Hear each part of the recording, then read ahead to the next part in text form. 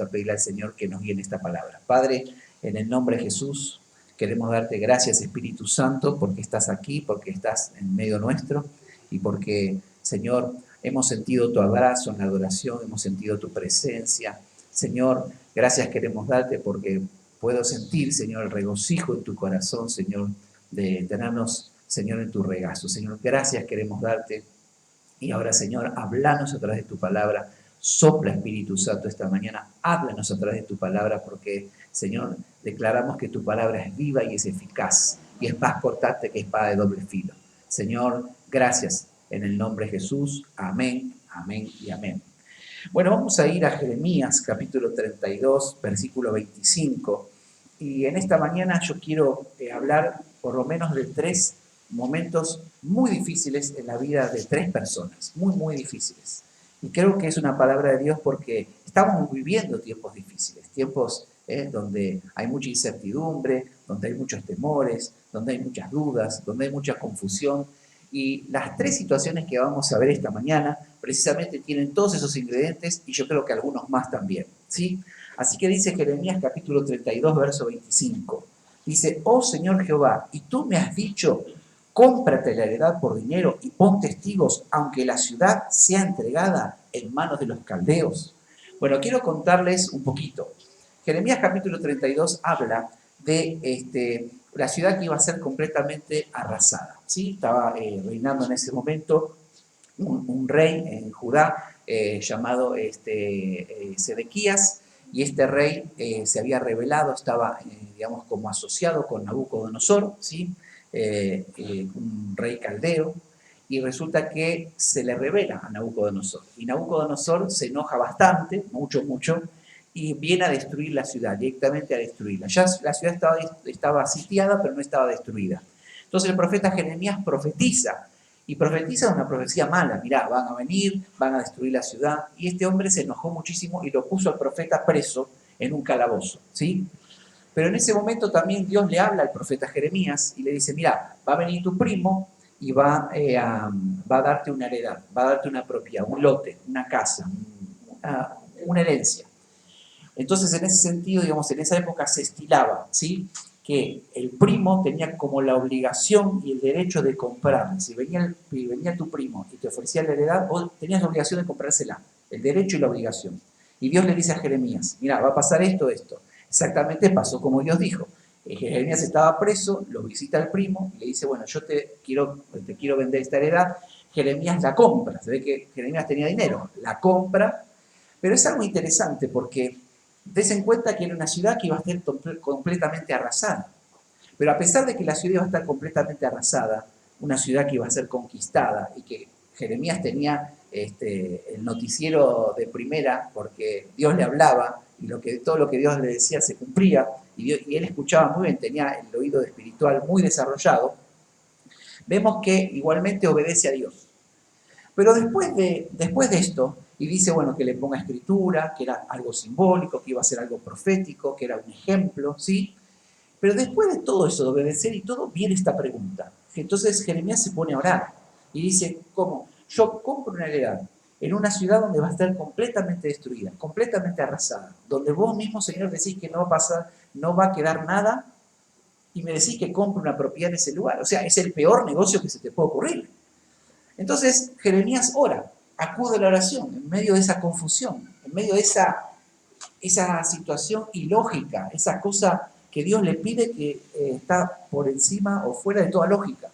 Entonces, vuelvo a leer lo que leí al principio, verso 25 del capítulo 32 de Jeremías. Oh Señor Jehová, y tú me has dicho, cómprate la heredad por dinero y pon testigos, aunque la ciudad sea entregada en manos de los caldeos. Y vino palabra del Señor a Jeremías diciendo, he aquí, yo soy Jehová, Dios de toda carne. ¿Habrá algo que sea difícil para mí? ¿Habrá algo que pase que yo no puedo hacer? Yo soy el Dios de toda carne. No hay nada imposible para mí. Yo dejo acá la escritura porque es larga, pero les cuento que dice, bueno, esta ciudad que es entregada, que ven los caldeos y la van a destruir, yo la voy a volver a restaurar, yo la voy a volver a levantar, yo voy a hacerla como al principio, van a venir las personas que se llevaron cautivas, va a haber cosechas, va a haber ganado, van a prosperar y van a ser bendecidos. Esto, Jeremías, yo te lo hago a vos como un modelo, un ejemplo profético de lo que va a venir, un adelanto, un ejemplo de lo que va a venir. Y esto me habla mucho, por lo menos a mí, porque yo veo que en medio de una conmoción, en medio de noticias tremendas, y que son verdad, no son noticias, no son mentiras, son reales. Las noticias que Jeremías escuchaba de parte de Dios eran verdad y iban a pasar. Pero así todo, Dios le dice, no hay nada imposible para mí. En este lugar apostá, comprá, porque yo digo que esta situación va a cambiar. Quiero ir a otro ejemplo. Vamos a ir a otra situación. Segunda Reyes capítulo 3, verso 11. Les cuento la historia antes de leerla. Segunda Reyes, para los que están escribiendo, capítulo 3, versículo 11. Resulta que el rey de Moab se rebela contra el rey de Israel, Acab. ¿Sí? Mejor dicho, en vida del rey Acab, el rey de Israel, Acab, había hecho negocios y le pagaba un tributo, como un impuesto. Cuando muere Acab, queda su hijo Jotán, y entonces se aprovecha el rey de Moab, dice, bueno, ya el viejo falleció, con el pibe yo no le pago un peso. Y se armó. Entonces el rey Jotán llama a Josafat, el rey de Judá, y llama al rey de Edom. Y estos tres reyes van contra el rey de Moab para reclamarle los impuestos. Se den cuenta que los impuestos tienen varios miles de años, no son de acá solamente. Pero resulta que van en el desierto y ya no daban más, no había agua, el desierto estaba bastante feo, pensaban que iban a morir, los animales ya no tenían más bebida. Entonces Josafat, que era más o menos dentro de los tres reyes, el rey que más tenía temor de Dios, pide, ¿no hay un profeta acá en la zona? ¿No hay alguien que nos pueda decir qué nos espera a nosotros? ¿Cómo salimos de esta situación? Porque nos vamos a morir de hambre, nos vamos a morir de sed, los animales ya se están muriendo, no tenemos salida. Estos tres reyes, con todo el ejército que venía, estaban desfalleciendo completamente. Una situación difícil también. Entonces, viene Eliseo, llaman a Eliseo, viene Eliseo, entonces dice esta palabra. Voy a leer Segunda Reyes capítulo 3, verso 11. Acá primero viene el comentario. Mas Josafat dijo, ¿no hay aquí profeta de Jehová para que consultemos a Jehová por medio de él? Y uno de los siervos del rey de Israel respondió y dijo, aquí está Eliseo, hijo de Safat, que servía a Elías. Mas ahora traedme un tañedor, dice Elías, el profeta, y mientras el tañedor tocaba, o sea, que el músico tocaba el instrumento, la mano de Jehová vino sobre Eliseo, o sea, el Espíritu Santo vino sobre él, quien dijo así, ha dicho Jehová, haced en este valle muchos estanques, porque Jehová ha dicho así, no veréis viento ni veréis lluvia, pero este valle será lleno de agua y beberéis vosotros y vuestras bestias y vuestro ganado. Amén. Y esto es cosa ligera a los ojos de Jehová. Entregaré también a los moabitas en vuestras manos. O sea que en esta situación se recurre al profeta, el profeta viene y dice, mire, quédense tranquilos, tienen que cavar pozos. O sea, no va a llover, no va a haber viento, tienen que cavar pozos en medio del desierto, ya están agotados, no dan más, y yo les prometo que estos pozos se van a llenar de agua. Ilógico. Y esto nos llama la atención, ¿saben por qué? Porque a veces los consejos de Dios y el amor de Dios es raro. Dios es raro. No lo entendemos, no lo comprendemos. Cuando realmente escuchamos su voz, son cosas que desafían nuestra razón, son ilógicas, son raras. Es raro el amor de Dios, es rara la palabra de Dios. Pero era palabra de Dios y las cosas sucedían como Dios decía. Entonces, en este momento, ¿qué es lo que pasó? ¿Saben qué pasó? Resulta que al otro día, a la mañana, al momento de la fuerte adoración, cuando ellos hacían esto, resulta que encuentran esos pozos que habían hecho llenos de agua. Pero no había llovido. Como en el desierto, sin llover y hacer un pozo en medio de la sequedad total, aparece agua. ¿Saben qué había pasado? Por supuesto, Dios estaba en el medio. Había venido una corriente de agua subterránea y había llenado los pozos.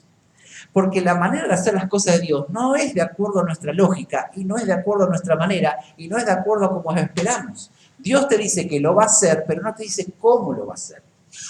Y Dios quiere que esperemos en esa palabra, aunque no haya ninguna posibilidad y sea una situación totalmente imposible e ilógica.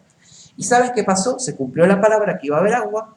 Segundo, que pudieron ir contra el ejército. ¿Saben por qué? Porque lo que menos imaginaron que iba a pasar eso el enemigo. Entonces el ejército moabita vio y con el resplandor del sol, ¿saben qué vieron? Que esos pozos pensaban que era como sangre. Entonces dijeron, claro, estos tres reyes se pelearon entre sí, se mataron, ahora vamos contra ellos. Pero no sabían que no se habían matado, que no estaban desunidos, y cuando van al centro, imagínense una película, cuando van al centro de la escena, todos los tres reyes con los ejércitos vienen contra ellos y los despedazan, los desmenuzan. Como el Señor había dicho, no solo les voy a dar el agua, no se van a morir de sed a sus animales y ustedes, sino que encima ustedes van a tener victoria sobre el rey de Moab. Dicho y hecho, porque Dios, si hay una expresión que realmente tiene sentido, es con Dios. Dicho y hecho. Dios dice y es. Y ahora vamos a un tercer caso, y vamos a después sacar una conclusión con respecto a esto. Segunda Reyes, capítulo 19, verso 14. Hay una profecía de Isaías. Aquí hay un sitio de una ciudad. Otra situación también difícil. Ya es la tercera situación imposible y difícil donde Dios tiene que intervenir. Segunda Reyes, capítulo 19, verso 14. Resulta que estaba el rey, reinando el rey Ezequías en Judá, y viene un rey de Asiria llamado Senaquerib, y viene a conquistar la ciudad. Sitia la ciudad y empieza a amenazarla, y amenazarla, y amenazarla. Había como, no sé cómo decirte, amenazadores profesionales, no sé cómo decirte, se ponían en el muro, vieron que esas ciudades tenían muro, estaba totalmente rodeada. Ustedes saben que una ciudad sitiada, rodeada, se queda sin alimentos, se queda sin comida, se queda sin agua, se queda sin todo, sin comunicaciones, sin comercio. Una cosa de unas semanas, 2 semanas, esa ciudad, ¡pum!, queda en manos del enemigo, el sitiador, por decirlo así. Y resulta que, aparte de esa situación que estaban viviendo, estaban personas como continuamente estaban en el muro diciéndole, ustedes no saben imagínate una persona que te amenaza, y te amenaza, y te amenaza, y te dice lo que te va a pasar. Bueno, era así, todos los días, todos los días. El pueblo estaba aterrado, imagínense, porque la situación era real, ¿no? Pero aparte ellos le amenazaban de cuando entraban lo que iban a hacer con ellos, cómo iban a terminar. Entonces, una situación tremendamente difícil. Entonces Ezequías, ¿qué hace? Va corriendo a la presencia de Dios, se postra y ora, ¿sí?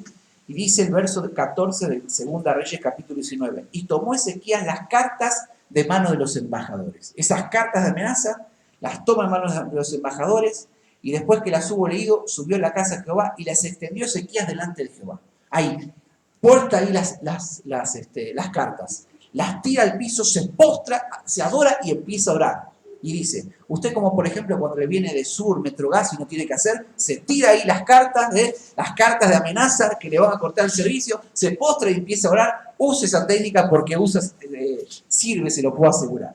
Y dice lo siguiente, y oró Ezequías delante de Jehová diciendo, Jehová Dios de Israel, que moras entre los querubines, solo tú eres Dios de todos los reinos de la tierra, tú hiciste el cielo y la tierra. Inclina, oh Jehová, tu oído y oye, abre, oh Jehová, tus ojos y mira, y oye las palabras de Senaquerib, que ha enviado a blasfemar al Dios viviente. Todas esas amenazas que estaba diciendo. Es verdad, oh Jehová, que los reyes de Asiria han destruido las naciones y sus tierras, y que echaron al fuego a sus dioses, por cuanto ellos no eran dioses, sino obra de manos de hombres, de madera o de piedra, y por eso los destruyeron. Ahora pues, oh Jehová, Dios nuestro, sálvanos, te ruego, de su mano, para que sepan todos los reinos de la tierra que solo tú, Jehová, eres Dios. Acá nosotros vemos, si ustedes lo leen tranquilo en su casa, van a ver las amenazas, que él publicaba una estadística de todos los lugares donde este rey Senaquerib, el rey de Asiria, iba, y era verdad, yo destruía fui contra acá, destruía al otro, y vos, Ezequías, vas a pensar que te vas a librar de mí. O sea, la amenaza era real, era concreta, se podía calcular, había estadísticas, no es que estaba verseando este hombre, era verdad lo que decía. Este cayó, lo destruí, el otro, ¿te acordás? Lo destruí, el otro, ¿te acordás? Lo destruí. Llegaban las cartas, las amenazas en ese momento. Y entonces Ezequías se postra delante de Dios y dice, Señor, ¿qué vamos a hacer? Entonces, en ese momento tenía la bendición Ezequías de tener un primo que nada más ni nada menos era Isaías, el profeta Isaías. Tener de primo al profeta Isaías, les aseguro, es una tremenda bendición. Entonces, Dios le habla a Isaías, un profeta, tenía el oído bien desarrollado, y entonces le dice lo siguiente, llama a su primo Isaías, a Ezequías, al rey que había orado, Segunda Reyes, estoy leyendo capítulo 19, verso 20. Entonces Isaías dijo, hijo de Amós, envió a decir a Ezequías, a su primo, así ha dicho Jehová, Dios de Israel, lo que me pediste acerca de Sennacherib, rey de Asiria, he oído. O sea que Dios escuchó la oración. Esta es la palabra de Jehová porque ha pronunciado acerca de él. La virgen hija de Sión te menosprecia, te escarnece. Detrás de ti mueve su cabeza la hija de Jerusalén. ¿A quién has vituperado? O sea, Dios está diciéndole, ¿no? ¿A quién veniste a amenazar? O sea, Dios era el patotero de los patoteros. O sea, ¿a quién viniste a vituperar y a blasfemar? ¿A quién viniste a insultar? ¿Y contra quién has alzado tu voz? ¿Pero quién te crees que sos vos? Y levantando en alto sus ojos contra el Señor de Israel. ¿Saben qué pasó?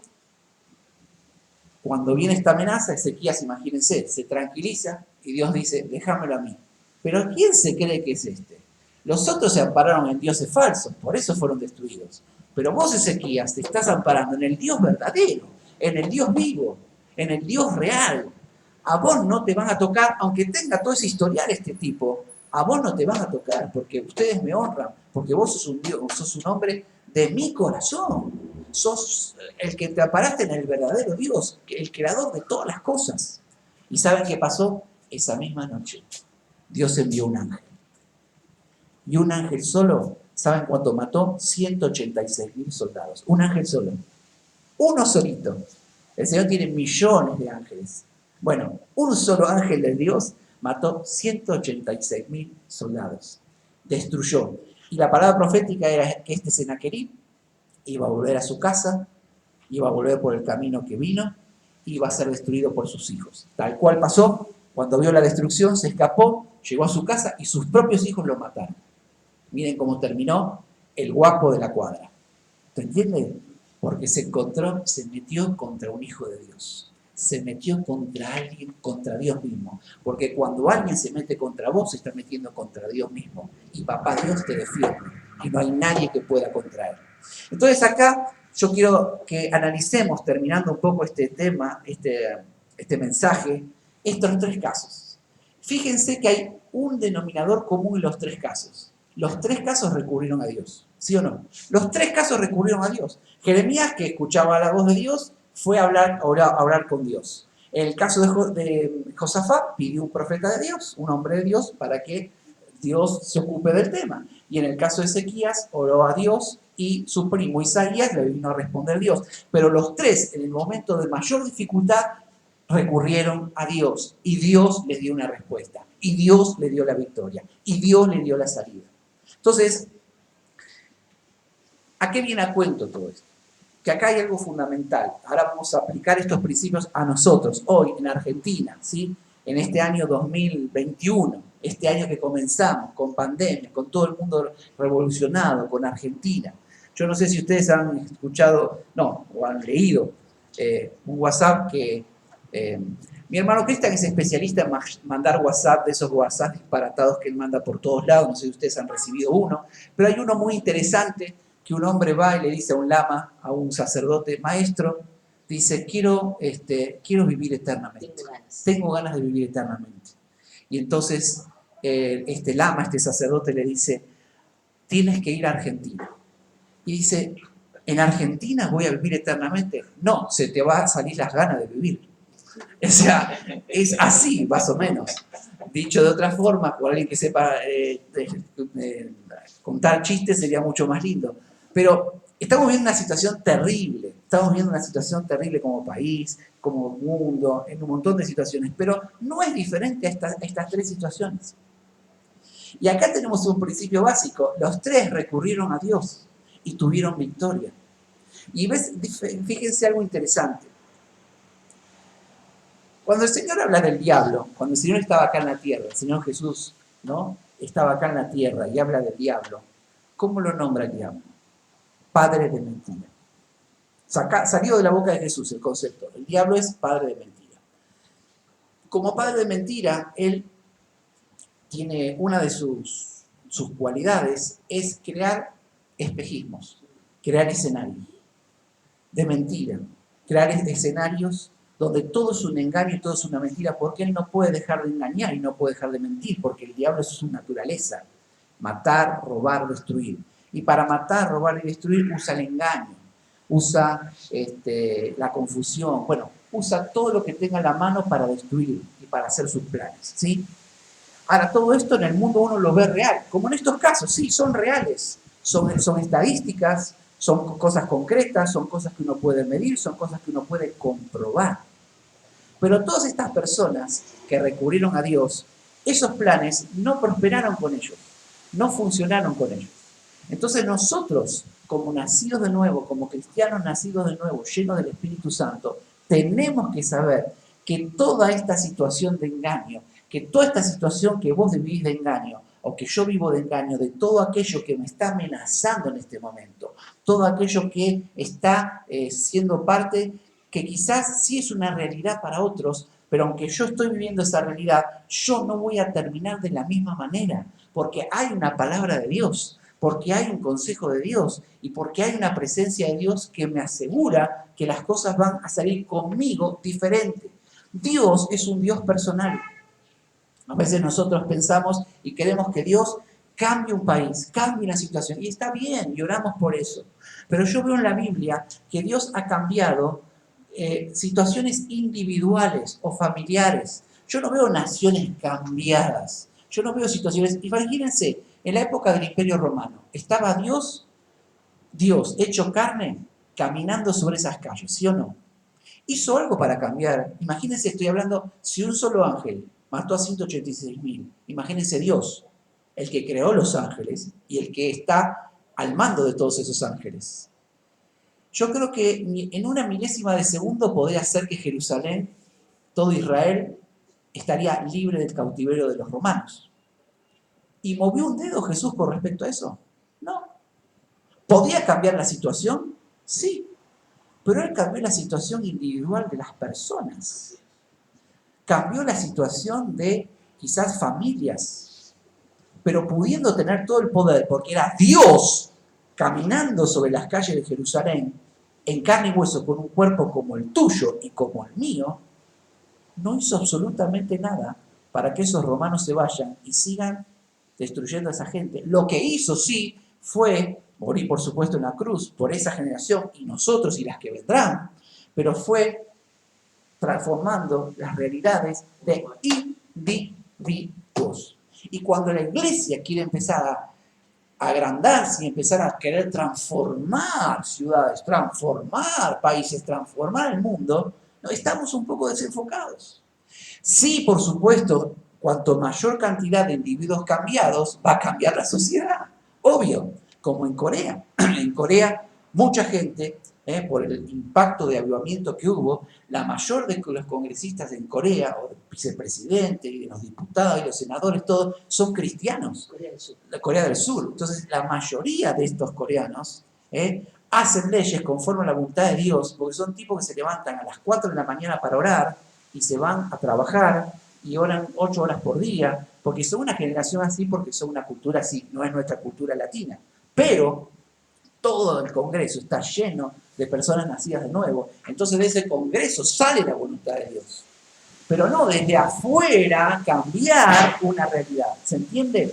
Entonces, cuanto más gente podemos. Entonces, esto es fundamental, saber que mi situación individual, los resultados que van a venir en medio de esta situación no van a ser los mismos que cualquier otra persona que no es nacida de nuevo, porque hay una palabra y una promesa de Dios para mí, porque yo soy su hijo, vos sos su hija. No es lo mismo.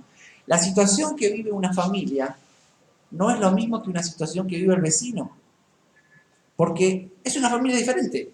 Y puede haber un vecino que tenga todos los recursos, que sea recontra feliz y todo, pero no puede transferir esa vida o esa felicidad al vecino de al lado, aunque esté pared con pared, porque son dos familias diferentes. Y la familia de Dios tiene las bendiciones de Dios, tiene los planes de Dios. Lo que sí nosotros tenemos que hacer es tratar de ir a buscar la mayor cantidad de gente para que ingrese a la familia de Dios, para que tenga los beneficios de Dios y para que todas las promesas de Dios puedan estar sobre esas vidas. Esa es nuestra tarea. Nosotros no podemos cambiar a nadie. Nosotros solamente anunciamos, testificamos y Dios cambia esas vidas y Dios cambia esas realidades. Entonces, esto es fundamental. No te gastes, ni te angusties, ni te apenes, porque yo también me angustio, me cambio del contexto, de todo lo que pasa. Porque los resultados de Dios a vos no te van a llegar, porque sos una hija, sos un hijo de Dios. Sí, ocupate de que aquellos que sabes o no estás seguro de que sean del Señor, pertenezcan a la familia de Dios, hablarles, tratarles de contar de Dios, de contar tus experiencias, para que ellos no tengan las consecuencias que todo el mundo tiene, sino estén bajo la amparo y la promesa que están en la palabra de Dios para sus vidas. Que esta situación, el desierto que podían tener esos reyes, podemos estar en un desierto como estos reyes, simbólicamente. Podemos estar sitiados como el rey Ezequías.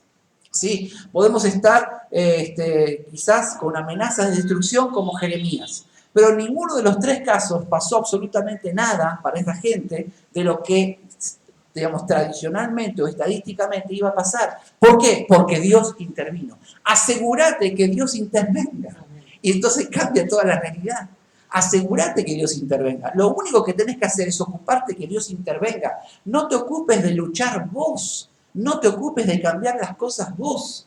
Porque no vas a poder. Porque te vas a quebrar. Porque te vas a angustiar. Porque te vas a entristecer y no vas a lograr nada.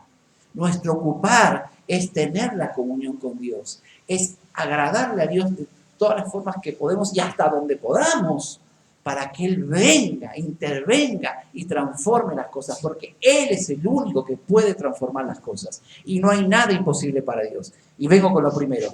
Yo soy Dios de toda carne, Dios le dijo a Jeremías. ¿Habrá algo que sea difícil para mí?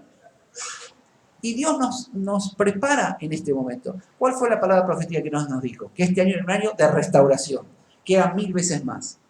Es una locura, es algo ilógico, pero es la misma situación que estos tres reyes que tuvieron que escuchar. Es un disparate, uno diría, pero Dios se mueve en los disparates, Dios se mueve en las cosas ilógicas. Ahí está Dios, y Dios nos lleva a eso, y vamos a tener que poder sobreponernos a toda esta situación si nos metemos en la sintonía y en ese canal de creerle las cosas locas a Dios, de creerle a las cosas ilógicas de Dios. ¿De qué es? De aceptar esa palabra, de orar por esa palabra, aunque sea una locura, de pedir esa palabra, de comentarla, de hablarla, de decirla, de desearla, de esperarla, aunque sea una locura y una barbaridad. Porque a Dios le gusta mucho más responder cosas locas que cosas normales.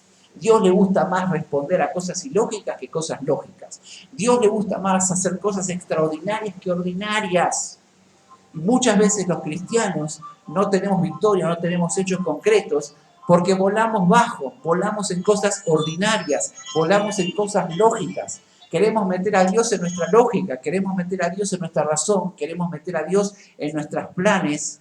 Y Dios es el Dios del universo. Y no va a entrar en esos planes, y va a entrar en esas cosas. Entonces yo te pido realmente que puedas creer en Dios y que ores por cosas realmente que hasta vos mismo te sientas quizás ridículo orar por esas cosas, ridícula. A mí me ha pasado muchas veces, ¿qué estoy orando? ¿O qué es lo que dije? Más cuando predicamos algo. Y después, con el furor y bajo la unción, decís una cosa que después decís, te agarrás la cabeza y decís, ¿qué dije? ¿Qué disparate dije? Bajo la unción está todo bien, pero después cuando te bajás de la unción, qué barbaridad que dije. Y si no se cumple, pero las cosas que realmente son imposibles son las que Dios quiere hacer. ¿Por qué? Porque Él se quiere manifestar, porque Él quiere poner el sello de Dios. Entonces, yo te animo a creer con todo el corazón, a orar por esas cosas. Yo he orado por cosas que digo, ¡qué locura! Bueno, esas son las que Dios contesta, y las otras más sencillitas no me contesta Dios. ¿Por qué? Porque Dios quiere realmente mostrarse como Dios, no como tu amigo, aunque es tu amigo, no como tu marido, aunque es tu marido, no como tu pareja, porque es tu pareja, en el sentido, quiero decir, esa intimidad que Él tiene, esa relación que tiene que tener con nosotros, no como tu maestro, aunque es tu maestro. Él quiere relacionarse como Dios, quiere que lo conozcas como Dios, que todo lo puede. Y antes de orar termino con esta frase: yo soy el Dios de toda carne. ¿Habrá algo que sea difícil para mí? Esta, hermanos, es la palabra para nosotros. Yo sé que este año, hermanos, tenemos unos desafíos impresionantes. Con Mirta tenemos un montón de proyectos que todavía no les tiramos, que uno dice, en este año y como vienen las cosas, es imposible, nos van a decir. Bueno, acuérdense lo que Dios está hablando hoy. Para mí no hay nada imposible. Me emociono porque yo sé que Dios lo va a hacer y vamos a ver la gloria de Dios. Y no sospechamos lo que cuando termine este año, hermanos, dónde vamos a estar y qué vamos a hacer, no tienen ni idea. Aunque sea un año terrible, bueno, para nosotros podemos pasar por un proceso difícil, pero los resultados no van a ser terribles, los resultados van a ser de bendición, porque hay una palabra de Dios, porque todas esas palabras de Dios que Dios dijo se cumplieron, porque hubo gente que creyó. Dios necesita que le creamos. Así que yo te invito, si deseas hacerlo, ponete unos minutos de pie, solamente para honrar la presencia del Espíritu Santo, y vamos a pedirle al Espíritu Santo, vamos a escuchar un tema musical, vamos a pedirle